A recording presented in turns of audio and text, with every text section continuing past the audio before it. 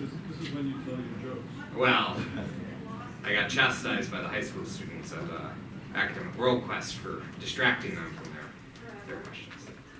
All right, I think we're live, so hello and welcome everyone. Thank you so much for joining us here today on this beautiful, basically summer-like day here in New Hampshire. We really appreciate everyone who's joined us here in person, as well as all of the people who are watching online. Thank you so much for joining us. Special thank you to Karen Blue and Jay Lucas for hosting a viewing party for us out in Portsmouth to make sure that we can still continue to service that community in a real community building sort of way. So hello to the 30 or 40 people out there. Hello to the many other people here online and in the room. My name is Tim Horgan. I'm the Executive Director of the World Affairs Council of New Hampshire, a nonprofit, nonpartisan, membership-based organization who is here to help people better understand what's going on around the world, build connections, and hopefully take some small or big steps to make the world a bit of a better place. We're really excited for the second in our T. William and Patricia Ayers Global Tipping Point series on confronting genocide and anti-Semitism. I'll do introductions of our moderator and speaker here in a moment, but I just want to give a couple of thank yous to the people who have really helped us to make this happen. Of course, a special thank you to our sponsors for this event, which includes the Ayers family, the Lantos Foundation for Human Rights and Justice, as well as New Hampshire chapter of the Fulbright Association, who were instrumental in coming up with the original idea for one event. And as I said at the last one, don't ever ask me to do one thing unless you're ready to do 3 or 4. So we're excited that this is a great conversation, a continuation of our first event from last month, and we look forward to having another great conversation here today. As I said, we are a nonprofit, nonpartisan membership organization, so thank you as well to all of our wonderful members joining us again here in person and online. It is because of the great community support that we receive that we're able to continue to bring these programs and other programs to the state of New Hampshire, as well as around the world. I just ran our numbers from last year, and our international visitors came from 133 different countries. Our events were viewed in at least 124 different countries over the course of last year. So really, you are part of a globally connected organization, and we hope that you have the opportunity to take what you learn at events like this through meeting with our international visitors and other programs that we do, like our podcast, that you have the opportunity to sort of think about the world in a new, different, and diverse kind of way. So I will leave it there. I'll invite Mike DeLucia, a board member of New Hampshire Fulbright, one of our sponsors, up to give his remarks. Mike?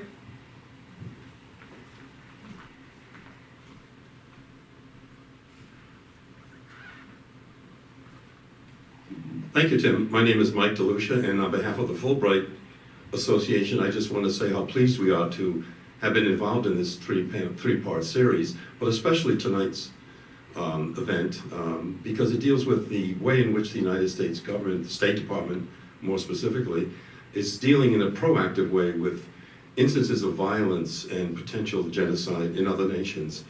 But I want to very briefly invite you all to participate in next week's event. The Fulbright Association awards an annual Fulbright Prize. And next week, next Wednesday, April 19th, at 6 o'clock, we are awarding the prize for 2023 in Washington, D.C., and it will be live streamed. 3 years ago, before the pandemic hit, we offered the Fulbright Prize to Angela Merkel and actually did the event in Berlin, and we live streamed it from Berlin, the entire event at her office, and the celebration afterwards. We awarded it to Angela Merkel, the Chancellor of Germany, because she was so steadfast in defending NATO, the European Union, and democracies in general. Last year, we made the Fulbright Prize. We awarded it in Washington, D.C. to that remarkable musician, Bono. It was the largest event we've ever done. I never realized there were so many fans that grew up with Bono, both Republican senators and Democratic ones. But we live streamed that as well. And next week, Wednesday, April 19th, we are awarding the Fulbright Prize to 2 individuals for their contributions in the area of public health. The first is Dr. Anthony Fauci for the work he's done over 40 years, not just on COVID, but over 40 years, dealing with things such as Ebola, the SARS pandemic, HIV. Those are some examples of what he's done. And also to his colleague at the National Institutes of Health, a scientist, Kismekia Corbett, who led the team. She was the team leader on the creation of the vaccine and dealing with the pandemic. She will be the first African-American woman to receive the prize, the Fulbright Prize. So I'm very pleased with that because many years ago, I was the president of the Fulbright Association and awarded the first prize to Nelson Mandela. And it seems to me we finally come full circle on this. So it'll be a good event. And if you want to participate, again, April 19th, Wednesday, 6 o'clock, Fulbright.org is all you need to do. Go into Fulbright.org. And we really want to celebrate both those individuals. And let me just say, finally, if any of you have any suggestions for next year's Fulbright Prize, I would be delighted to talk to you about it. I serve on the prize selection committee in DC, and I really believe that we have to honor and celebrate and really pay tribute to people like the ones I've mentioned already. And they do not have to be a German chancellor or an Irish singer or a science person working on health issues or a 40-year individual who devoted his career basically to the public health. We really have to celebrate these people and look for people like them, people who are looking for really, who bring that wonderful quality of empathy into their lives and work for the common good. And they're looking for reconciliation, not retribution. And those are very difficult things to find in this day and age. So I'm delighted to be here and wish you both well.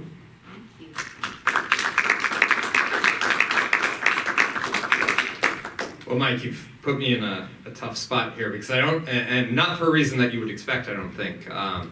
But anytime Bono is mentioned at one of my events, my wife always asks, I know he's on the Lantos Foundation Advisory Board. I know he's gotten the Fulbright Award. When can the World Affairs Council of New Hampshire get him here? So. Well, I grew up with Joan Baez and Bob, others, not Bono, so it was difficult to see so many people come out for him on both sides of the aisle. Sure. Good. Well, thank you, Mike, for those remarks. I will keep this brief, which is difficult with such a wonderful title as Colleen's. But my way of doing that is I will pass the buck to Dr. Katrina Lantos Sweat of the Lantos Foundation for Human Rights and Justice, our moderator for this series and a great supporter of our organization. So, Katrina. Hello, everyone. It's so exciting to be here. I have to say that Mike handed me the brochure for the upcoming Fulbright Prize gathering, which is taking place soon.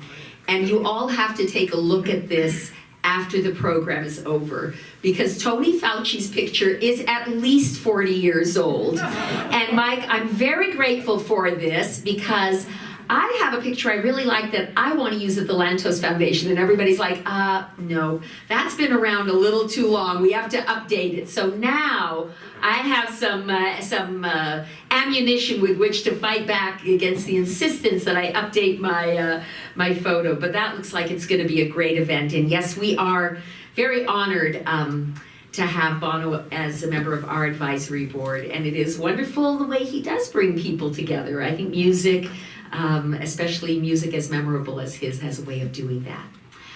So I am honored to be back tonight with the World Affairs Council of New Hampshire for the second session in their excellent three-part series on confronting genocide and anti-Semitism.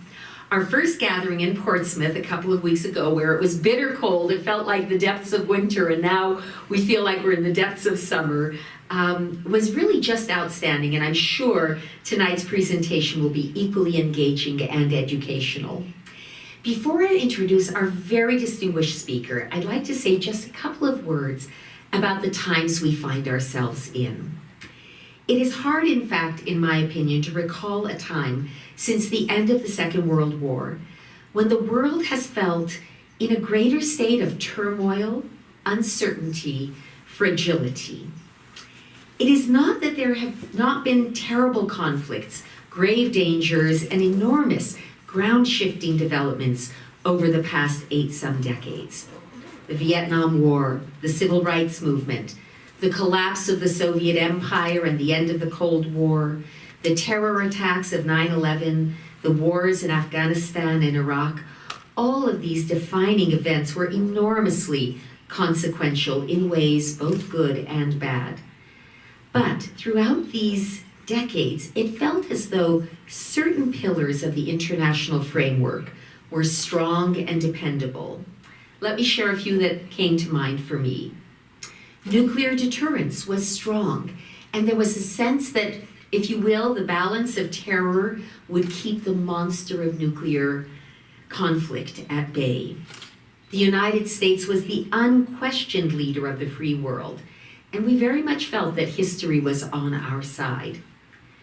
American democracy felt unquestionably strong at home, and that gave us both the confidence and the credibility that we needed in seeking to advance it abroad. And American military and economic dominance were such that we had a high level of confidence in our ability to meet and conquer any challenges that might arise. As we look around the world today, I'm not sure the pillars I've just named feel quite as solid as they used to. There is a major war in the heart of Europe, and the aggressor in that war, Russia, is not only engaging in war crimes and mass atrocities, but it periodically hints at a willingness to cross that unthinkable nuclear line. China, who many agree poses the greatest geopolitical and military threat to the United States, is openly threatening to attack our democratic ally Taiwan. And quite frankly, no one knows what the US would do if that happens, and who would prevail if we became embroiled in a war with China over Taiwan. The Middle East remains volatile and dangerous, and our strongest and only democratic ally, Israel, is facing its own democratic crisis while dangers gather beyond its borders.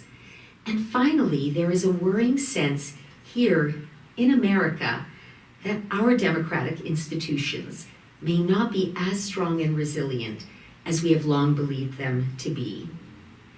Against this backdrop of challenge and uncertainty, the task of preventing genocide and mass atrocity around the world is more difficult, but of course, just as important as ever. It is truly a moral imperative of the highest order, and no amount of difficulty can relieve us of this responsibility. We are so fortunate today to have with us to talk about the ways that the United States is seeking to meet this responsibility, someone who is intimately involved in this vital work. Colleen Crenwelge is the Principal Deputy Assistant Secretary for the Bureau of Conflict and Stabilization Operations, which makes her one of the people in our Foreign Service who is in practical and rubber meets the road kind of ways working to head off mass tragedy and disaster before they happen. I have to say, Colleen, in looking at your resume, you really have not had any easy assignments, so you come to this new mission with tremendous experience. Colleen, as I said, is the Principal Deputy Assistant Secretary. She previously served in Mogadishu, Somalia, arriving in September 2020 to serve as the U.S. Embassy's Deputy Chief of Mission and serving as Chargé d'Affaires as well. Prior to arriving in Somalia, Colleen directed the Office of Global Social Media in the Bureau of Global Public Affairs. Other assignments have included tours as the Principal Officer in Lahore, Pakistan, not an easy assignment, and as the Deputy Public Affairs Officers in Kabul, Afghanistan, not an easy assignment, where she served previously as the Deputy Chief of Staff. Colleen also served as the Political Chief and Acting Public Affairs Officer in Ulaanbaatar, Mongolia. Such amazing, amazing places you've been. and as the political chief in Baku, Azerbaijan. Earlier, she served as the political officer at the U.S. mission to the Organization for Security and Cooperation in Europe. And I actually know a little bit about that, and that's not an easy assignment either, in very different ways. And as a watch officer in the State Department's Operations Center. She's been posted to La Paz, Bolivia, and Lagos, Nigeria. A Texas native with no Texas accent at all, as you're about to find out, Colleen joined the Foreign Service when she was a very young woman in 2003 and has a bachelor's degree in economics and political science from Texas A&M University. Please join me in welcoming the Principal Deputy Assistant Secretary of State.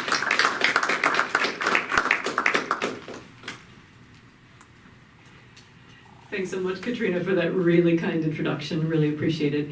It is such a pleasure to be here tonight, and I would like to start by thanking the World Affairs Council of New Hampshire, Executive Director Tim Horgan, and Southern New Hampshire University for hosting this very important discussion series. And thank you for that wonderful introduction, and thank you and the Lantos Foundation for serving as the series moderator. Genocide and anti-Semitism, unfortunately, have been all too common in human history. And it's vitally important that we address these challenges. I think we can all agree that this is a moral imperative, as you said. The U.S. Department of State's Bureau of Conflict and Stabilization Operations is at the forefront of U.S. government efforts to anticipate, prevent, and respond to genocide and other atrocities around the world, in partnership, of course, with our friends and allies. So tonight I'd like to talk a little bit about why and how we work to anticipate, prevent, and respond to atrocities globally, and how our efforts benefit the American people. I'd also like to say a few words just at the end about how we work to combat anti-Semitism. That isn't the purview of my office, but I would like to comment on that just a little bit. So when we see atrocities or the risk of atrocities, we often hear the question, why should the United States get involved? And it's a valid question. I mean, domestically, we're still addressing the consequences of a global pandemic, the economic hardship felt by millions of Americans. So it can be challenging to understand why we're focused on some issue external to us instead of looking inward, right? But preventing genocide, war crimes, and crimes against humanity contributes to a much more peaceful, secure, and prosperous world, benefiting not just communities that might be spared absolutely horrific violence, but also benefiting Americans. The instability caused by atrocities has spillover effects like cycles of conflict and violence that can affect our national security or our overall economic growth, and that's obviously not in our national interest. So more than a decade ago, the Obama administration acknowledged the importance of atrocity prevention, noting that preventing mass atrocities and genocide is a core national security interest and a core moral responsibility of the United States. The U.S. Congress agreed, institutionalizing atrocity prevention in 2018 with the passage of the Elie Wiesel Genocide and Atrocities Prevention Act. That piece of legislation states that atrocity prevention is in the U.S. national interest. When President Biden came to office, he affirmed that preventing atrocities and promoting respect for human rights are central to U.S. national security and remain our moral duty and a matter of national and global importance. When hatred goes unchecked, he said, and when the checks and balances in government and society that protect fundamental freedoms are lost, violence and mass atrocities can result. So to implement the Elie Wiesel Act, the Biden administration developed and released last year the first ever U.S. strategy to anticipate, prevent, and respond to atrocities. The goal was to enable the U.S. government to take timely, effective action to identify and react to potential or ongoing atrocities in coordination with partner governments and local, international, and civil society partners. There's a White House-led atrocity prevention task force that coordinates efforts across the entire US government to implement that strategy. And within the Department of State, my bureau, the Bureau of Conflict and Stabilization Operations, takes the lead. The Bureau actually serves as the Atrocity Prevention Task Force's secretariat. So we are at the forefront of these efforts. So, with the strategy in place and with this task force in place, how actually do we try to anticipate and prevent atrocities?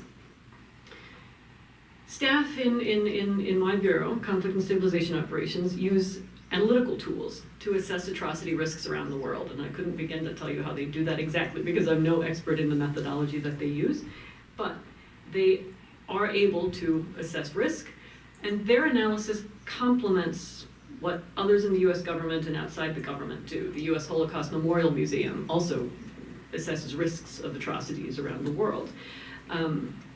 The task force I mentioned then identifies annually up to 30 countries most at risk of atrocities, according to these assessments, and prioritizes a short list of countries for intensive focus, recognizing that the US government can be more effective if we act early. That's our aim. Now, once that short list of countries has been identified, we conduct in-country, on-the-ground assessments of atrocity risks using our very own atrocity risk assessment framework. That's something that the US government has produced and published online, so it's available to folks globally.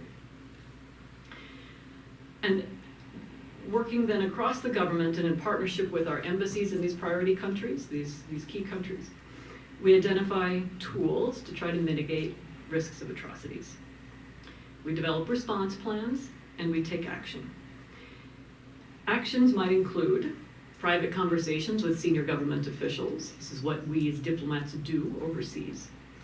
There could be public statements warning of atrocity risks.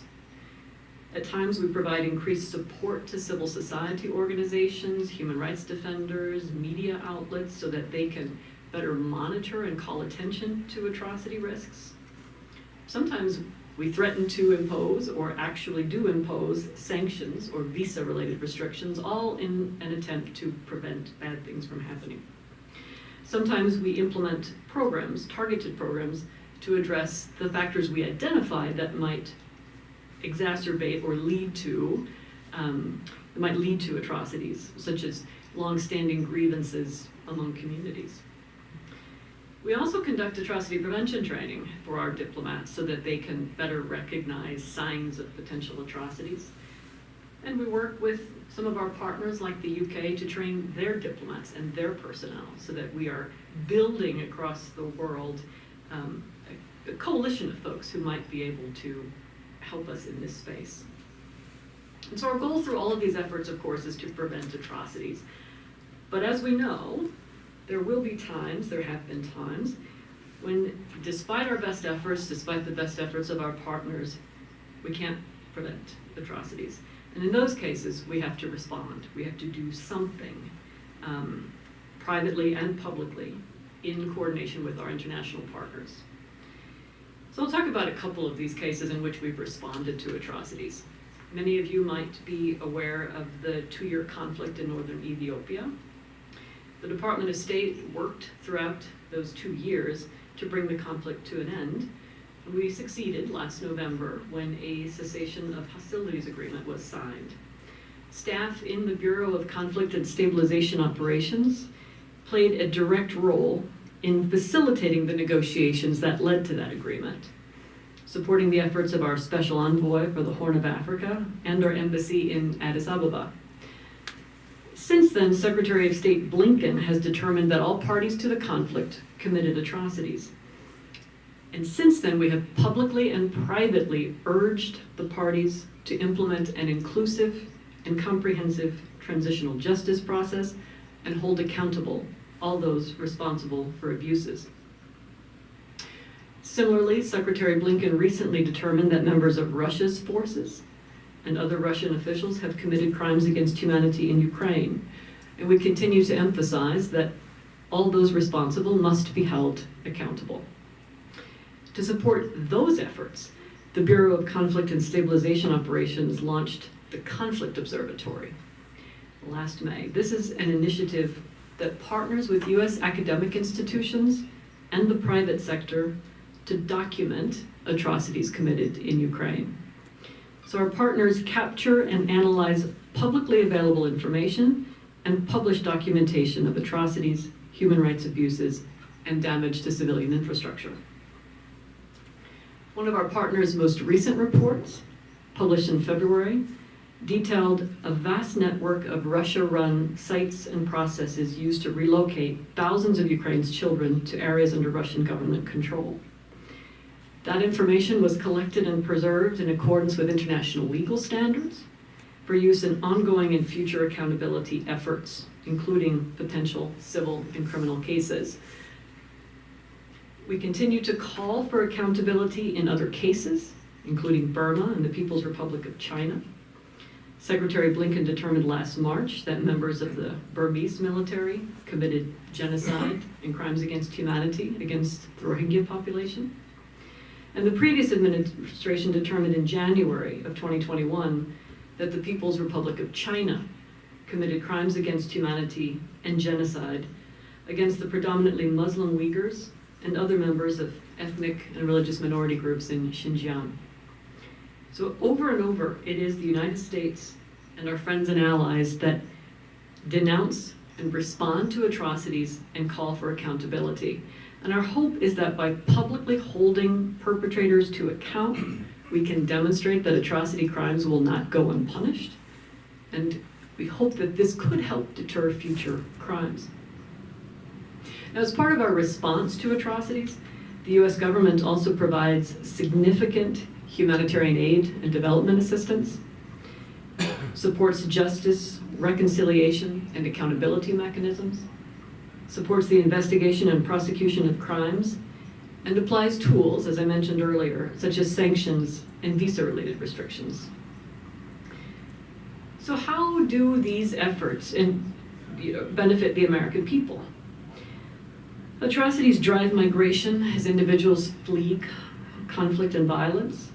Atrocities disrupt economic activity and undermine global economic growth. Atrocities threaten food security and fuel increases in the prices of goods as services, as we've seen since Russia's full-scale invasion of Ukraine. And atrocities foster solidarity among countries whose leaders prefer to commit those atrocities rather than govern according to the will of their people. So all of this disruption is often felt globally, and such disruption is not in the interests of the United States or the American people, who stand to suffer real consequences like slower economic growth or rising prices. And there is, of course, a moral component to this question.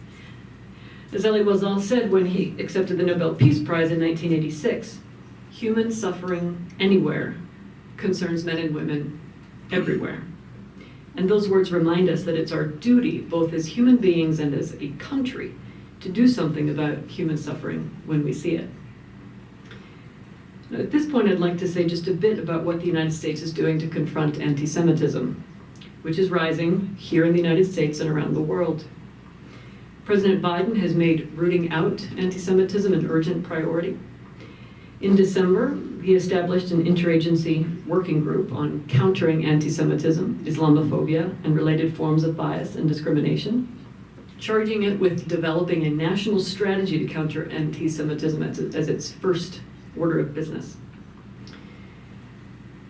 At the same time, the Department of State, led by our special envoy to monitor and combat anti-Semitism, is focused on condemning anti-Semitism in all its forms and mobilizing the international community to do the same, urging more countries to appoint national coordinators to combat anti-Semitism, working with our partners to ensure physical security for Jewish communities around the world, widening the coalition of countries and groups that are allocating resources to the prosecution of hate crimes, and educating the public about anti-Semitism.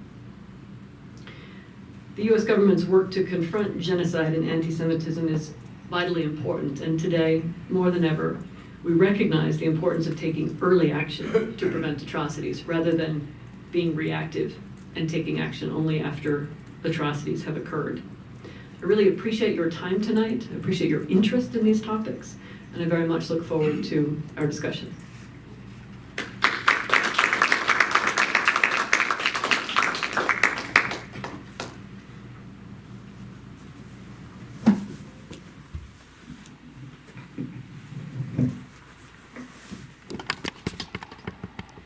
Well, thank you, Colleen, for that really very interesting and a very substantive explanation of what your bureau does and sort of what are the tools you have at your disposal. And with your permission in the audience, I'm going to ask a few questions and then we're going to open it up to the floor, and we hope to have as much of a conversation as possible. You know, at the first event that we had a couple of weeks ago, it occurred right on the day when Paul Rusesabagina, the hero of Hotel Rwanda, had been released from detention in Rwanda. And it was interesting because we had given him our highest award from the Lantos Foundation, the Lantos Prize, so I sort of felt moved to share how grateful I was for his release. As it happened, a couple of members of the audience had very personal experience with Rwanda. One had served in the embassy in Rwanda, and there was another connection there. You know, we think of genocide in our most recent time, and that really is the one perhaps more than any other that comes, I think, to the fore of everybody's consciousness when we talk about these issues. I wanted to start out by asking you, you said about, you know, trying to make assessments and look for what are the danger signs, what are the markers of a potential pending genocide or mass atrocity. Tell us, if you will, what are some of those markers? Were they apparent in a place like Rwanda? Are they apparent now in East Turkestan, where the Uyghur population is experiencing what our government has termed genocide? What is sort of, if you will, that short, almost cheater's list that we could have in our own back pocket to say, oh my gosh, this country is at risk?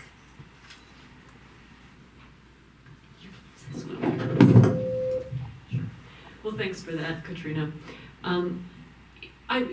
We have developed this atrocity risk assessment framework, as I mentioned, and it is something of a checklist that our diplomats and experts can use to determine whether risks might exist. And some of the things they look at are whether there are rising incidents of hate speech targeting a particular ethnic group, for example. They look at whether there are rising incidents of violence targeting, again, particular ethnic groups or populations, vulnerable populations. Those are some of the major factors that we look at. And, you know, we often see this in the run-up to elections. Of course, elections are events that can be very volatile, and often there is violence in the run-up to elections. So we do tend to focus quite a lot on countries where elections in the past have been marked by violence, and then look at what has happened in the past as a potential indicator as well of what we might be seeing in the future going forward.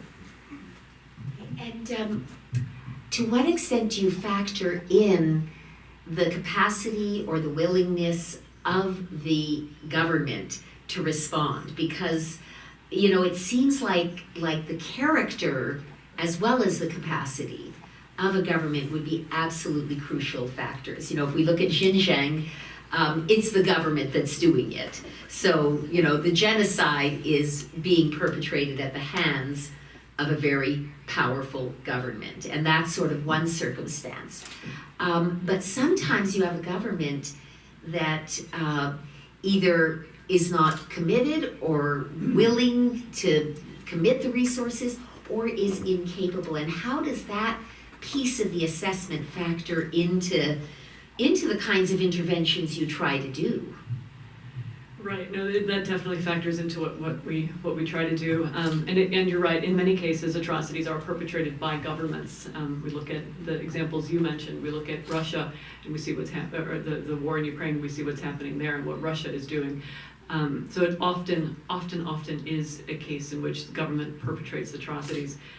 That doesn't mean we don't try to take action by continuing to engage with the government. I mean, our officials have had many conversations with authorities in Beijing about what we see in Xinjiang, and we continue to have those conversations even though their view is very different from ours.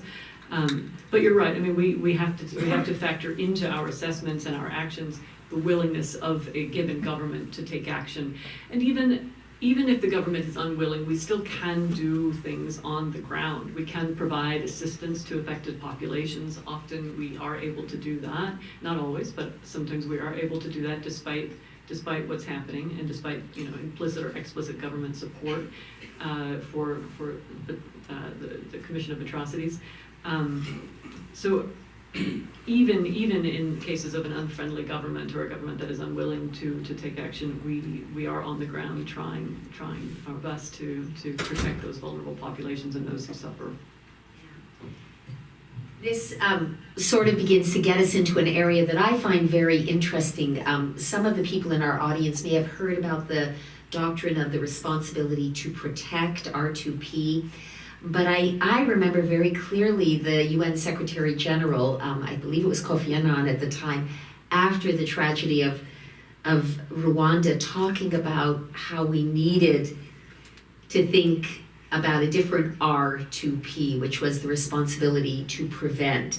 And, of course, that whole question of humanitarian intervention is one of the trickiest ones in international relations, because the roots of it, I teach this in one of the courses I teach at Tufts University, go back to the 1600s and this doctrine of humanitarian intervention, but it is a very tricky topic. One country can't go around just asserting its right to intervene militarily in another country, except under the most extraordinarily and potentially horrific of circumstances. But I'm curious to what extent amongst your colleagues, both your colleagues within the Bureau and the State Department and the US government, but also your colleagues internationally, how do some of those tough conversations go? Are there times when people in a country that is challenged and where the potential for dangerous spirals are very present? Do you sometimes have people saying, can't you send us some military people? Can't you send us some peacekeepers? Can't you get the UN to intervene, to send a peacekeeping force? How often are you facing those really difficult, hard requests or demands or pleas, and how do you all handle that? Yeah, we get those kinds of requests too frequently, unfortunately. It happens all the time. We're dealing with a situation right now in Haiti, for example. The Prime Minister of Haiti has called for an international security force to intervene and to reestablish security in that country. And when we get these calls, we try to respond within the constraints of our own legislation, within the constraints of our system. We try to work across the U.S. government, across the interagency, with our counterparts in the Department of Defense or with in USAID and any other agency that might be able to help, so that we can respond. Sometimes we're able to, and sometimes we just aren't. But we try, and always in coordination with our international partners. In the case of Haiti, for example, we are having extensive conversations with we use this term of art, like-minded countries. It typically takes into account our European friends and allies, but we have extensive conversations with others who might also be in a position to help, so that we can collectively combine our resources, play to each other's comparative strengths, and then try to come to aid if we can. Yeah. I'll ask one more question, then I hope you guys can all start thinking of your questions, because I know that Colleen is eager to hear from you. But one of the things in preparing for tonight that I was very intrigued by, because I had not heard about this piece of legislation is that I think relatively recently, maybe in 2018, the Congress, in a bipartisan way, cause for celebration right there, passed something called the Global Fragility Act. Have any of you heard of the Global? Okay, me neither. I don't see anybody saying, oh yeah, everybody knows about the Global Fragility Act. Where have you been, Katrina? Now, I know this must work in close kind of conjunction and proximity to the Elie Wiesel Act that you mentioned, but would you be able to talk just a little bit about what the Global Fragility Act is and how it has brought value added to the work of your bureau and the work at large that you're working on? So yes, the Global Fragility Act was adopted in 2019. Yes, very recent, the previous administration, and it was passed with bipartisan support. And you know, as you said, so that's a cause for some celebration. It was meant to reshape how the United States approaches and works in conflict environments. It was meant to usher in a greater emphasis on a whole of government approach rather than the State Department focusing only on conflict, or the Department of Defense or USAID. It was meant to ensure even closer collaboration across the entire US government, and then to usher in a longer term approach to dealing with conflict rather than looking at just a year or 2 or 3. The Act proposed a 10-year time horizon. And then after the Act was passed, several priority countries were identified in which we would try to implement the Act's associated US strategy to prevent conflict and promote stability. So there are 10 priority countries, well, four countries, there are 9 total, 4 countries and then 1 region of 5 countries in coastal West Africa. So we are coordinating efforts again across the US government and in close consultation and coordination with our partner governments in these countries to implement programs and to provide assistance that in theory, we hope, will prevent conflict and will help stabilize those countries. I'll talk a little bit about, say, what we're doing in coastal West Africa, and that region, 5 countries, as I mentioned. So Benin, Togo, Ghana, Cote d'Ivoire, and Guinea. And we're working with those countries and their governments, and with civil society and organizations in those countries to try to help them prevent the terrorist threats emanating from the Sahel region of Africa, from disrupting their societies and causing problems in the north that might then filter down into the rest of these countries. So we're working again with USAID, with DoD, those are principal partners, but across the government to try to support these countries in maintaining their stability. All right, let me open the floor up to, okay, I got a call on this good-looking guy right here in the center who happens to be my husband. Ambassador Sweat, what would you like to ask? Well, I wanted to talk about some of the experience that I had that lead to 2 questions I have for you to hopefully address. When I was serving as ambassador to Denmark, we were working during the Kosovo War, and we saw Slobodan Milosevic being taken in by the ICC, and after I came back, I ran a charrette for the State Department right after 9/11 that built the coalition of the willing, the 41 countries that supported the United States in that conflict. And then since then, I've been working in Africa on looking to develop sustainable communities. And throughout all of this, I've seen two problems that the United States has really not successfully addressed. One is the fact that we're not members of the ICC, so therefore we aren't taken seriously or in the way that I think we should be. Can you tell people what the ICC is? The ICC is the International Criminal Court. So that's one problem. And then as I've traveled all throughout Africa, the Africans think that they're being picked on more than any other country on the planet. And so they have a real issue at taking seriously any of the ICC sanctions or actions that have been brought against the dictators in the African continent. Lastly, the term genocide is not consistently utilized. And I look at genocide, when I see all my associates in Africa, they are committing genocide when they're in power, trying to suppress the opposition. But when the opposition rises up into power, then they become the genocide committers. So it's a very fluid term that shifts from, power section to power section within those countries. So how do you work on all of these things, these three things, of not being members of the ICC, of not having a fair utilization of the term for genocide that's consistent, and for not being able to help these countries, stop the problems that are happening within their borders? That seems to be the biggest problem that we as a country have not succeeded at, and it's always the thing that I find is most impeding. I'm curious to hear what your thoughts are on this. Well, those are excellent questions.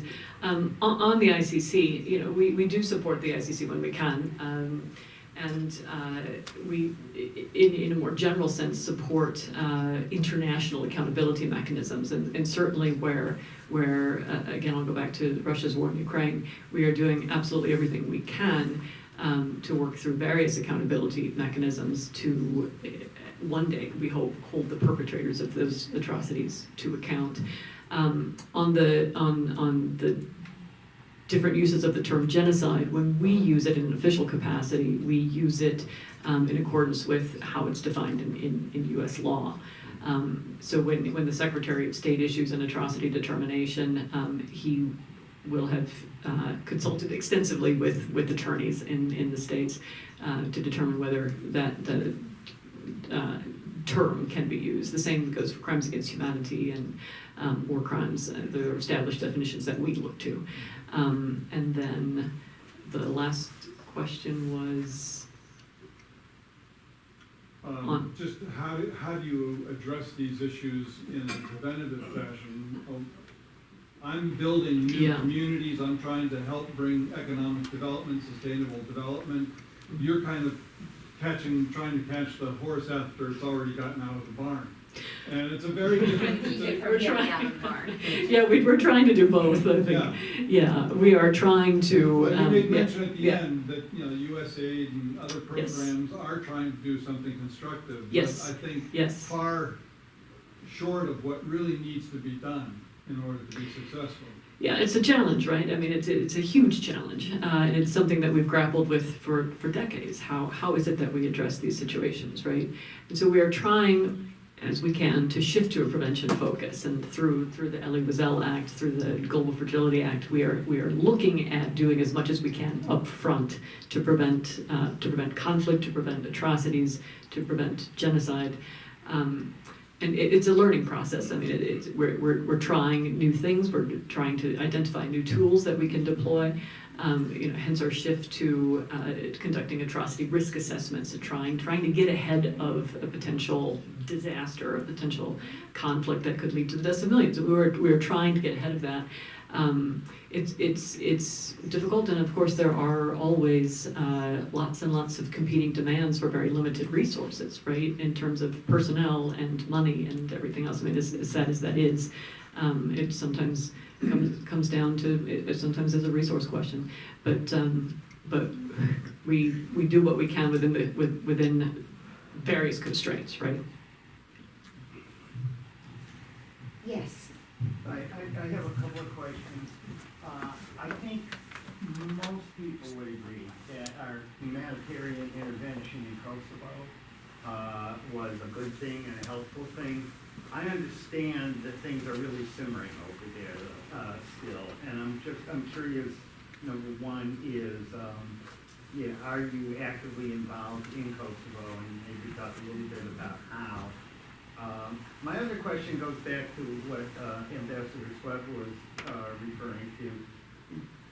I find it incredibly frustrating that people roll around the term genocide as broadly as they do. So if you could shed some light on how you're able Do you have the to- definition? The definition, I brought it. That's great, I'm gonna let you read the definition of that. Yeah, I should have brought it myself, yeah.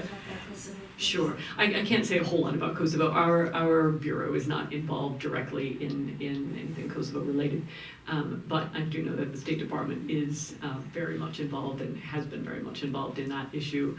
And would have for years now encouraged Kosovo and Serbia to come to some agreement. So lots of behind closed doors conversations, of course, and then some public statements when circumstances warrant. But we're very much involved in close coordination with our European partners. I mean, we're looking at that situation, absolutely. Yeah, I so appreciate the question, and Kosovo is such an interesting situation. It was a humanitarian intervention without UN sanction, or permission, if you will, and so in that sense it was quite controversial. It did stop, an ongoing mass atrocity, there were a lot of complicated issues, a non-consensual breakup of an existing country brought about in part by this American-led intervention. Sadly, and I don't want to by any means hold myself out as terribly knowledgeable about Kosovo, it's not a very healthy state. Sometimes it's referred to as a bit of a mafia state. There's a lot of corruption. So, and I'm sure, Colleen, you must find a lot of frustration in this. Very rarely in international relations do we have our happy Hollywood endings, and sometimes I think the best that we can say, and what as a government, as a people, we have to take some satisfaction from, is we prevented the very worst from happening, and we have tried to create the circumstances and provide the tools for something better down the road. But on the question of genocide, I sort of brought not the full definition, but I thought somebody might ask the question, and I think it is helpful for people to know what the definition is. The Genocide Treaty was adopted in 1948, obviously in the aftermath of the tragedy of the Holocaust. It entered into force in 1951, was not, to our shame, ratified by the US until 1988, which is why we're not in the International Criminal Court. We have a very strong reluctance in the United States to subject ourselves to international treaties. It's a problem we have. And it hurts our leadership. I don't know if you're free to say that, maybe you aren't. I'm free to say that because I'm not restrained by the rules of the State Department. But I'm gonna just share, because it's such to me in a way, encouraging and inspiring story. One of the things that led to the United States eventually being shamed into ratifying the Genocide Treaty was that a senator by the name of Bill Proxmire swore that every single day that the United States Senate was in session, he would give a speech about the importance of ratifying that treaty.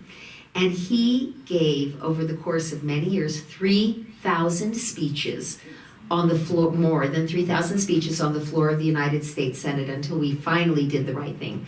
Anyway, that's just an interesting tidbit of history. And sometimes when we're really irritated with all our representatives in Washington, it's kind of nice to know these stories of sort of integrity and courage and doing something a little out there, but doing it with determination. So a sort of contracted definition of how the crime is defined in the Genocide Treaty. It defines genocide as a number of specific acts. I won't read all of them, but it's killing, inflicting serious bodily or mental harm, preventing births, forcibly transferring children, which you referenced relative to Russia. It's a list of specific outrageous, horrible, egregious conduct. And these acts have to be committed with the intent to destroy in whole or in part a national, ethnical, racial, or religious group as such. So two components, the acts, you have to have the acts that constitute genocidal acts, but it is not genocide unless you can demonstrate legally that those acts were committed with the specific intent to destroy in whole or in part one of those four categories, a national, ethnical, racial, or religious group. So that's the international definition of genocide. Yes? Thank you so much for reading that definition. I have a question about the definition, and as an aside, I heard you use terms like crimes against humanity, genocide, and atrocities.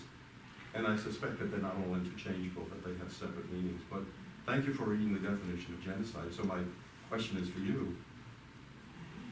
Is the treatment of indigenous populations in America over the last 200 or 300 years, in your opinion, does that fall within the definition that you just read? And if not, are Americans somehow inoculated against genocide? Is there something special or unique about our DNA, or are we an exceptional people? Well, I thank you for the question. The term genocide itself didn't exist 200 or 300 years ago.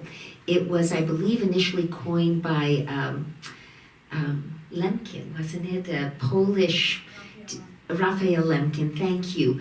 And he created this word, this idea of an effort to wipe out, to commit C-I-D-E, murder against a whole people in response to the Armenian genocide in Turkey. And as I said, it wasn't until 1948 that sort of the world came together to codify it. I think when I first heard as a young person, activists saying, Americans committed genocide against the Native Americans, I was very outraged. I'm a daughter of Holocaust survivors. Almost all of my two parents' families were murdered by the Nazis, and 6 million Jews were murdered, and I thought, oh, how can you even say such a thing? But as I became knowledgeable and educated about what the world has defined this gravest of crimes as, I have come to believe that one could reasonably conclude that conduct by some of those in our history would have fit this definition. And the definition is broader, I think, than many people realize. It's not simply the massacre of millions. In Xinjiang, we as a government have said, yes, that's a genocide. Now, people are not being murdered in the millions in gas chambers, but they are being subjected to some of those practices. So that would be my answer. If I could make one comment, the phrase "in part" is In whole or in part. That's right. Broadening of the definition. I think most people think of genocide as you have to wipe out the entire race, like the Holocaust. But it's not that. Yeah. It's not that. So thank you. And I would just say one more thing, because I'm a very patriotic American, and I have no problem with the idea of American exceptionalism, but we must not ever think that American exceptionalism, whether you believe it exists or doesn't, entitles us to accept ourselves from the rules that we hope to hold others to. So it's a tough question, but an important one. Thank you, Well, sir. it was an honest question, and I thank you for an honest answer. But when I said exceptionalism, I meant that tongue in cheek. I understand. Katrina, we've got a question from our viewing party, out in Portsmouth. Ed Wagner is wondering, what are we going to do about genocide by non-state actors, like in the current conflict in Russia, and what can we do about it?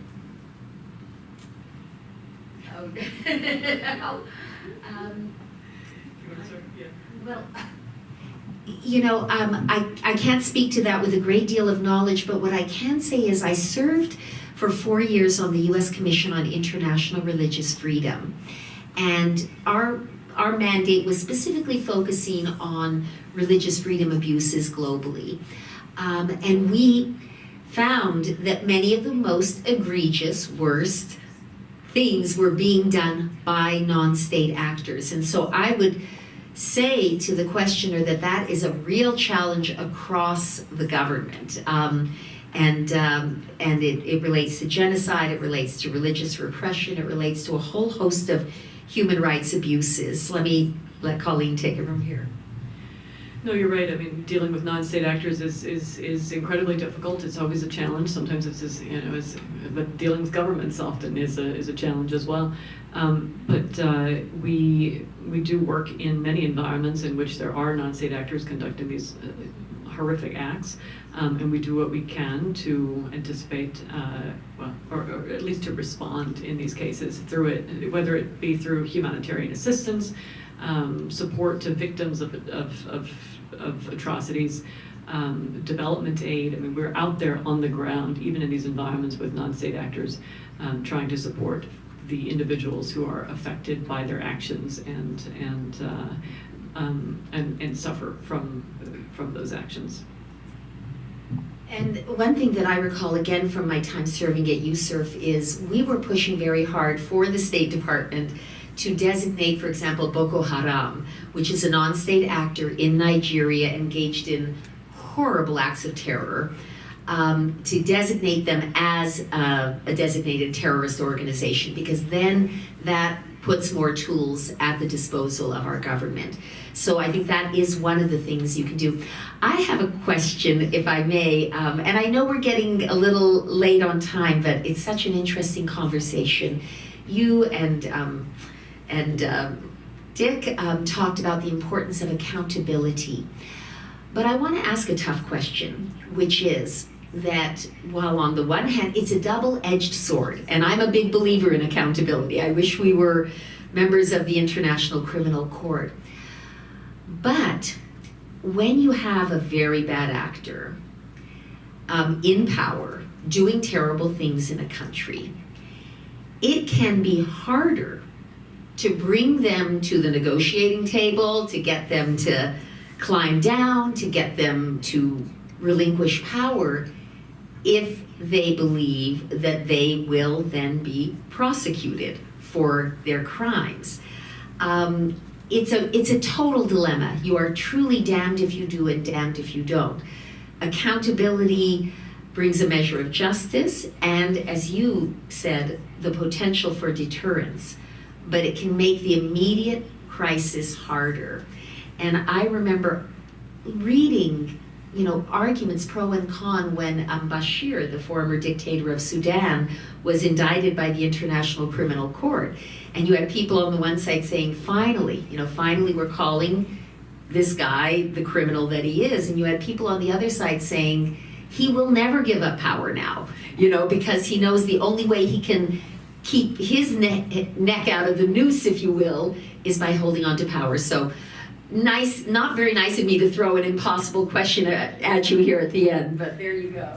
No, it's incredibly difficult, obviously. We have the same situation with President Putin. Exactly. Yes. Even worse. Yes. Yeah, absolutely. Because he has much more power. Yes. Yeah. So I don't have a good answer to that question. I mean, sometimes there is no good answer.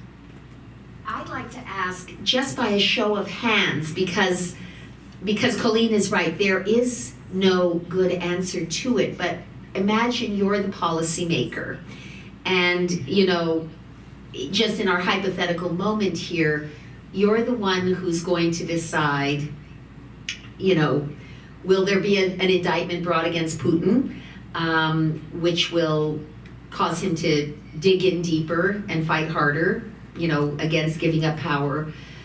I'd like to see a show of hands who thinks he should be indicted. Show of hands. Okay.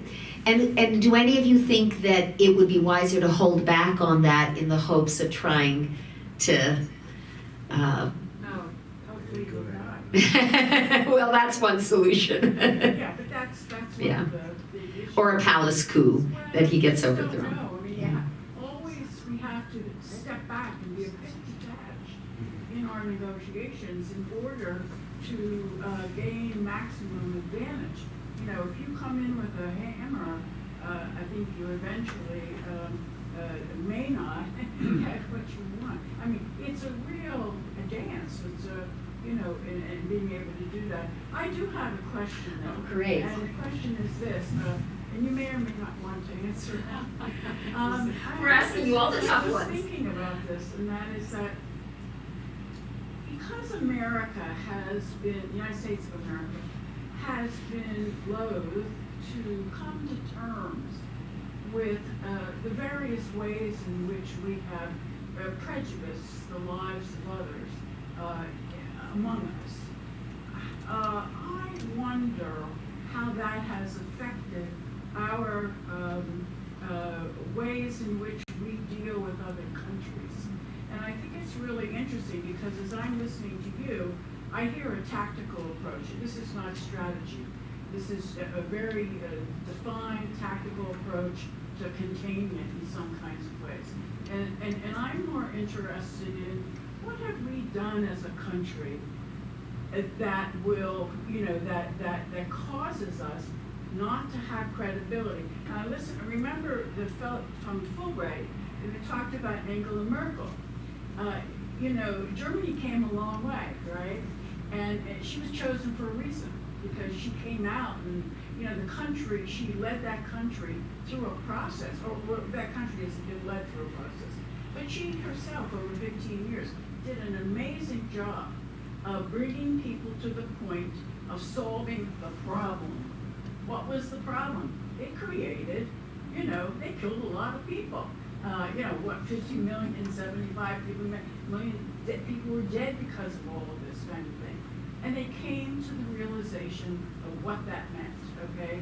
So they had street cred to go out and make statements and get people to unite around that. What were, you know, I think that in the United States of America, now that I sort of think about this, I don't think we can take a strategic approach because there's too much that we've left on the table regarding our own way of having done things, whether it was with Native Americans, black people, Jewish people, Italians, Irish, you know, whoever was the new kid on the block, you know. We didn't come forward, and we still don't come forward, and we still don't solve root problems. We just don't do it. We are afraid to say what really is true. And it's a problem, I think, in U.S., once we get into the global arena, how do you actually affect change if you haven't affected it at home? It's just my opinion. Well, the United States is not perfect, and by no means do we make that claim in our engagements with our partners abroad. Absolutely not. We acknowledge that we have our own shortcomings, that some of those shortcomings have not been addressed, but we note that we are trying to learn from the past, that we engage in robust discussions domestically to consider what has happened in the past, to consider ways forward, how we can learn from our own shortcomings. And I think that argument does resonate with our partners, because we do not hold ourselves up as perfect. We are always seeking to form a more perfect union, right? To learn from what has happened in the past and then improve going forward. Oh, lots of questions on that. No, goodness. If I can Yeah. respond. We have a question though over here. Well, I'm going to make a quick response, and that is that the United States has a history that you pointed out of errors and missteps and miscues that are you know, very embarrassing and shameful, if one wants to say to that point. But there are also many examples of how we have given people the opportunity to come and to realize wonderful lifestyles and great success. And one example I can tell you about the indigenous tribes of Alaska. They went from below poverty, middle class, upper middle class lives over the course of one generation because of the work that they did in suing for the state lands to get the state lands back, and the settlement that they got ultimately helped them to create a sustainable development of a lifestyle for an entire group of people that otherwise would not have had that. That's what we're trying to do in Africa. That's what we can do in other places in the world. don't have to focus on just the bad side. We have good examples that I think we can use in that effort as well. Which one of us were? I'm sorry, the gentleman back there, and then we'll come here. So I'm curious about where sexual orientation and gender identity fall in terms of the discussion of genocide. I know that there wasn't anything in the definition of genocide. However, I know there are also countries, in particular in Africa and the Middle East,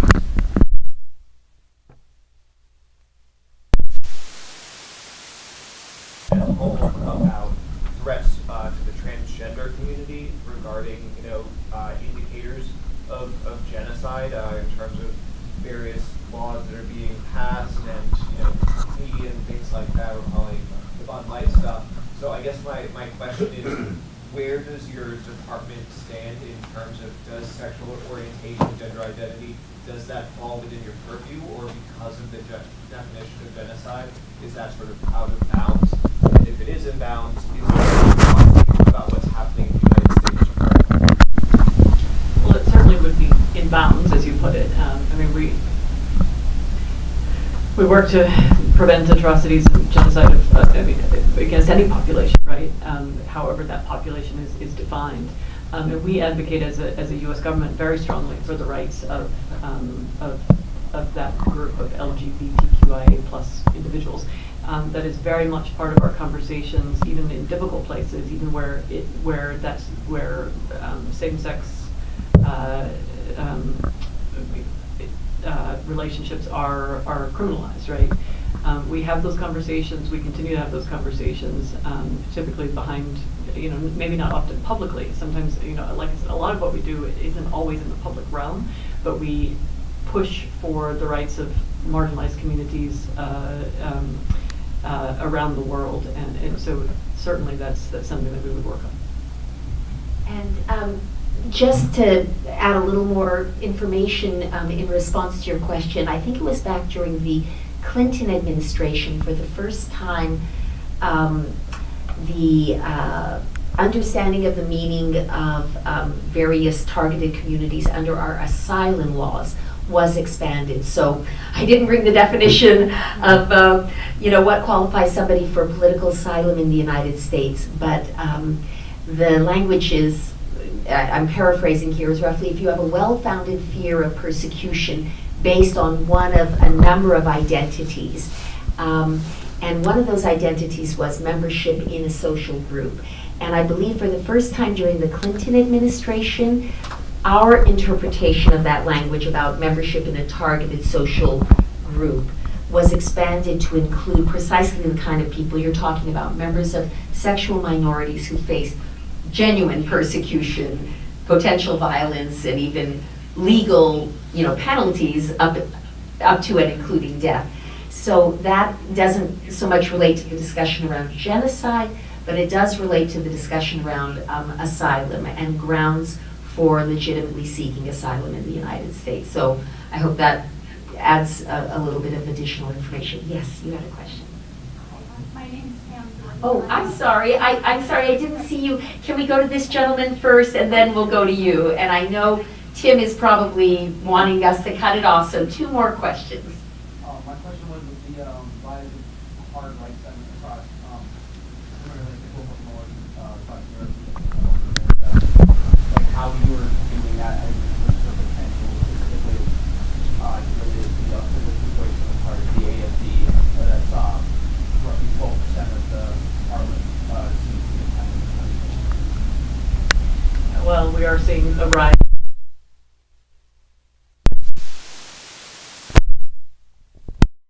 Again, by often having conversations through our diplomats overseas, pushing publicly and privately for hate speech to be called out, to be confronted. We partner very closely with governments overseas, especially with our European friends and allies, to temper that.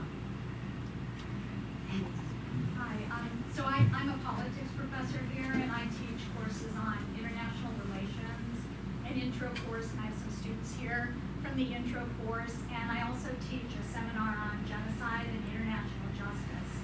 So we really appreciate your being here, sure we all got a lot out of your talk, what we've learned about what you do, and thank you for being here. So would you take a couple of minutes to maybe speak to our students here and offer them some advice about what they can do to help make the world more peaceful? And I think a lot of them, probably the ones who take my genocide class, feel distraught in many ways because we spend a lot of time talking about why the international community failed Rwanda, why it failed Bosnia, why it's failed so many other places, why it can't intervene and help the Uyghurs in China. And so I keep on talking about trying to avoid feelings of despair, that we have to continue to work toward change. So could you offer us some more advice about that to keep hope alive? Oh yes, I have to struggle myself not to feel distraught, given the bureau in which I work. So we work on conflicts all day, every day. Yeah, so it is tough. I understand that. I think the best thing anyone can do really is to be aware and educated, and to speak up and speak out when you see problems. To the extent that your students, that all of you can educate others about atrocities of the past, I think you can go some way toward preventing future atrocities, or to the extent that you can call out hate speech or a rise in illiberal sentiments. I think it's helpful. I think that's one of the best things any of us can do. It's a matter of awareness to some extent, right?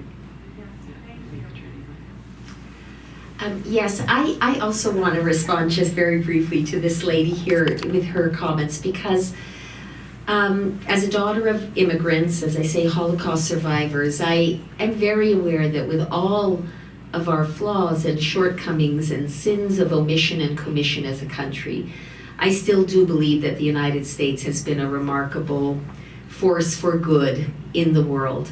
If you think about it, we were the first and still one of very few, perhaps still the only country in all of human history not to have been founded on blood, soil, and the cross or the crescent, as every other nation in history was. It was blood, it was soil, and it was shared religion. But the foundation of this country was a remarkable, magnificent set of ideas. We didn't live up to them. And my late father used to talk about what he called the hypocrisy gap. The gap between the extraordinary ideals that were there at the very beginning of the founding of our country and where we actually were. But I do think, and I take great pride in the fact, that generation over generation we narrow that hypocrisy gap. And so I think that's something worth saying. And as to the question, I teach at a university, I'm an adjunct, and that same question, how do you keep it from feeling a bit dark and dismal? And I will once again quote my late father, because he had experienced the very worst that humanity had to offer. He had experienced it himself, and his family had experienced it. And yet he was a profoundly optimistic person. And he used to say to me whenever I would get downhearted about something, either in my own life or in my country or in the world around me, he'd say, and he had a very distinctive, very charming Hungarian accent that he never lost. You managed to lose your Texas accent, but my father never lost his Hungarian accent. And he'd say, darling, darling, don't worry. We are just bending a windy corner of history. And right around this corner will be bright skies and wonderful opportunities. And I love that. I think about it so often, that voice echoes in my head. And I think we need to realize that. I started out talking about the shaky pillars and what a difficult time we're in, but I do like to think, yeah, we're bending a windy corner of history, but around that corner, there are good things that lie ahead. So please join me in thanking Colleen for joining us tonight. Thank you all for being here. Thanks to all those watching remotely, and we'll turn it back over to Tim. Well, I'll just say thank you very quickly to everyone for joining. I know we had some issues with the online audience hearing the questions, but I hope that they figured it out from the wonderful answers we received from our amazing pair of women here today. So thank you all again for joining us. I hope for those who are not yet members or supporters of our organization that you've really enjoyed our presentation here tonight. This is, as we believe, the start of the conversation, not the end.